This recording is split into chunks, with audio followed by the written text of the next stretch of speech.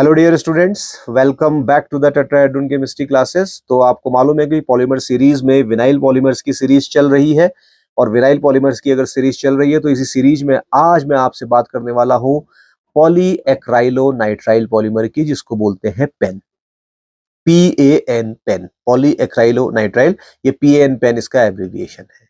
ठीक है, तो जैसा कि मैं बार बार कहता हूं कि शॉर्ट नोट्स में जैसा स्लाइड्स मैंने लिखी हुई है एज सच इनको ही कॉपी करके या इनको ही याद करके आप एग्जाम में लिख देंगे, then you will get full marks. 2.5 पूरे के पूरे आपको आपके एग्जाम में मिल जाते हैं। ठीक है, तो ये भी आपका जो है फ्री रेडिकल पॉलीमराइजेशन से ही बनाया जाता है, जैसे पॉलीस्टाइरीन। लास्ट क्लास में अगर आपको याद हो लास्ट क्लास में हमने क्या करवाया था, तो चलिए एक बार देखते हैं बैक चल के कि लास्ट क्लास में क्या किया था। लास्ट क्लास में हमने ये पॉलीस्टाइरीन किया हुआ था, अगर आप देखें। ठीक है, तो यहाँ पे भी आप देखें कि ये विनाइल सीरीज का पॉलीमर है, क्योंकि यहाँ पे CH2 ये देख CH2CH था और एक हाइड्रोजन हटा के मैंने फिनाइल लगा दिया था।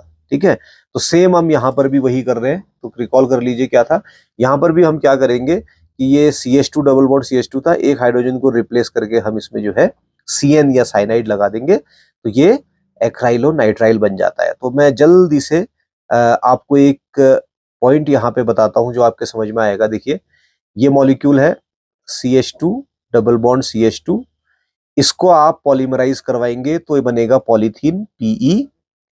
अब मैं क्या करता हूं, इन दो ये जो CH2 लगे हैं इनमें से किसी एक हाइड्रोजन को रिप्लेस करके अगर CH3 लगा देता हूं तो ये प्रोपाइलीन हो जाता है। इसको पॉलीमराइज कराएंगे तो बनेगा PP, पॉलीप्रोपाइलीन। ठीक है, और इसके बाद अगर आप देख सकते हैं ये CH2 डबल बॉन्ड CH था, मैंने एक हाइड्रोजन को रिप्लेस करके अब की बार यहाँ लगा दिया साइनाइड, तो मेरा आज का पॉलीमर बनता हुआ नजर आएगा, जिसको मैं कहूंगा पॉली एक्राइलो नाइट्राइल। ठीक ऐसे ही अगर ये CH2 डबल बॉन्ड CH था, अब की बार मैं हाइड्रोजन को रिप्लेस करके Cl लगा दूंगा, तो मेरा बन जाएगा पॉली विनाइल क्लोराइड। ठीक है, हम आगे की तरफ चलते हैं और इस पॉलीमर की बात करेंगे आपसे। तो ये आपका मोनोमर है, जिसको विनाइल साइनाइड आप बोल सकते हैं, और या इसको एक्राइलो नाइट्राइल मॉलिक्यूल बोल सकते हैं, विच इज दिस वन, ये वाला है। ठीक है, और सिंथेसिस कैसा है, देखिए मैंने यहाँ पे साइनाइड लगा रखा है, तो एक डबल बॉन्ड यहाँ है, ट्रिपल बॉन्ड यहाँ पर है, लेकिन याद रखिए कि ये साइनाइड जो है, CN जो यहाँ पे लगा हुआ है, ये पॉलीमराइज नहीं होता है, राइट। पॉलीमराइज होता है बीच वाला पार्ट, ये वाला CH2 डबल बॉन्ड CH वाला। फ्री रेडिकल विनाइल पॉलीमराइजेशन करके यू विल गेट योर पॉलीएक्राइलोनाइट्राइल, और ये भी एक एडिशन पॉलीमर है, तो ये आपको पता रहना चाहिए। ठीक है, इसके बाद आप देख सकते हैं कि क्या क्या प्रॉपर्टीज इसकी रहती हैं। PAN, polyacrylonitrile, is hard, high tensile strength and high melting material. देखिए 300 डिग्री सेंटीग्रेड के ऊपर मेल्ट होता है ये, मतलब इसकी थर्मल स्टेबिलिटी बहुत ज्यादा है। तो जहां पे हाई टेम्परेचर होते हैं वहां पर इसको इस्तेमाल किया जा सकता है बहुत आसानी से। टेंसाइल स्ट्रेंथ इसकी बहुत ज्यादा है, जो कि मैकेनिकल प्रॉपर्टीज है, ये आपको आती होंगी आई होप। ठीक है, और नहीं आती होंगी तो कभी सेपरेट हम मैकेनिकल प्रॉपर्टीज की भी एक बार बात करेंगे और देखेंगे कि पॉलीमर स्ट्रक्चर का क्या इफेक्ट इन प्रॉपर्टीज पे पड़ता है। बट अभी के लिए फिलहाल आप इतना ध्यान में रख सकते हैं। Second is PAN shows a good mechanical properties. वो तो कह ही दिया, जब देखिए हाई टेंसिल स्ट्रेंथ है और ये सब चीजें हैं, एब्रेशन रेजिस्टेंस अगर इसका हाई है, लोड बेरिंग कैपेसिटी हाई है, तो मैकेनिकल प्रॉपर्टीज तो अच्छी है ही है। 300 डिग्री के ऊपर मेल्ट भी हो रहा है। PAN has the low thermal plasticity due to high TG। अब देखिए TG बेसिकली क्या है, ग्लास ट्रांजिशन टेम्परेचर है। आई होप कि आप समझते होंगे कि ग्लास ट्रांजिशन टेम्परेचर क्या है।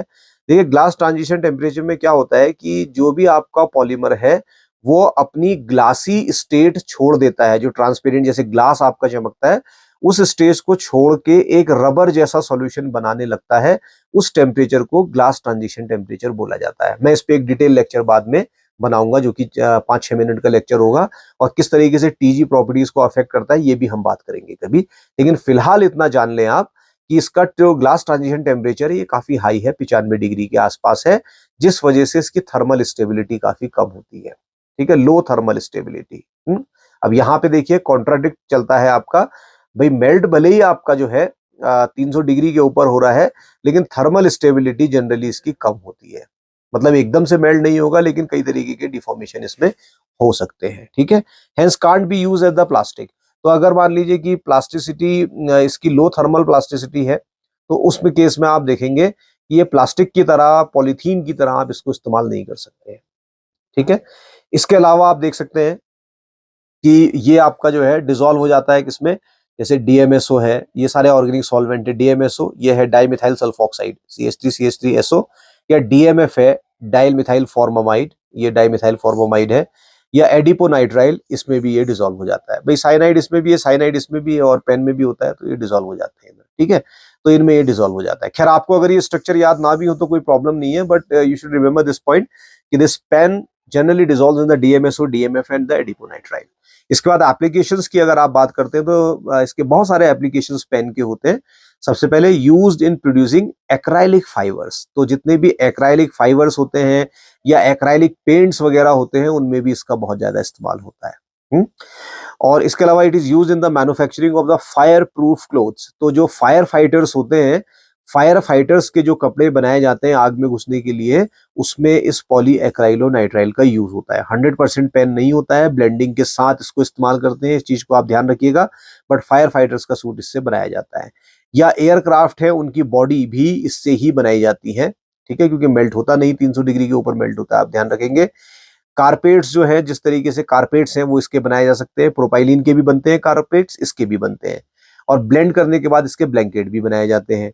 या फिर टेंट, जैसे जो ट्रैकिंग और हाइकिंग जो लोग करते हैं तो वहां पे टेंट बना के अपना रहते हैं, तो वो टेंट भी इसी से बनाए जाते हैं। या जो पाल वाली नाव जिसको आप बोलते हैं यॉट, उसमें भी बेसिकली इसके जो है यूज होता है पॉलीएक्राइलोनाइट्राइल का। तीसरा, it is used in the making of the ultra filtration membranes, तो ये ultra filtration membrane basically water purifier system में लगी रहती है, रिवर्स ऑस्मोसिस की तरह काम करती हैं। ठीक है, रिवर्स ऑस्मोसिस के लिए जो है सेमी परमेबल मेम्ब्रेन के लिए की तरह काम करती है, अल्ट्रा फिल्ट्रेशन लेयर है। ठीक है, तो ये पॉइंट याद रखेंगे, PAN is used in the making of the ultra filtration membrane.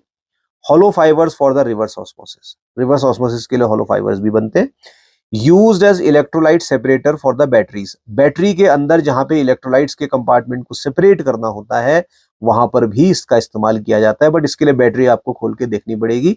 उसके लिए आप बैटरी के लिए जाके या पिक्चर उनके देख सकते हैं, क्योंकि एग्जाम में पिक्चर तो आप बना नहीं पाएंगे उसका, तो लेकिन फिर भी आप ये याद रखेंगे। तो ये इनकी कुछ एप्लीकेशंस हैं और उन एप्लीकेशंस को मैंने यहाँ समराइज कर रखा है। तो यहाँ पे अल्ट्रा फिल्ट्रेशन मेम्ब्रेन मैंने ये दिखा दिया आपको, ठीक है।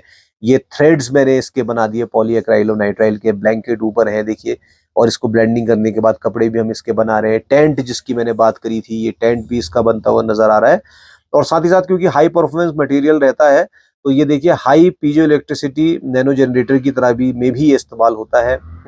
ये सेंसर्स वाले जो ग्लव्स वगैरह हैं, बहुत सारे एप्लीकेशंस हैं। देखिए इतने एप्लीकेशंस यहाँ पे लिखे हुए हैं कि याद संभव नहीं कि कहाँ कहाँ पे यूज है, लेकिन हाँ एग्जाम में लिखने के लिए जरूर 8-10 जो आपके हैं एप्लीकेशंस आपको जरूर पता रहने चाहिए, तभी आप एग्जामिनेशन में इस क्वेश्चंस को अटेम्प्ट करके पूरे मार्क्स भी ले पाएंगे। ठीक है, तो ये है PAN पॉलीएक्राइलोनाइट्राइल के बारे में बात।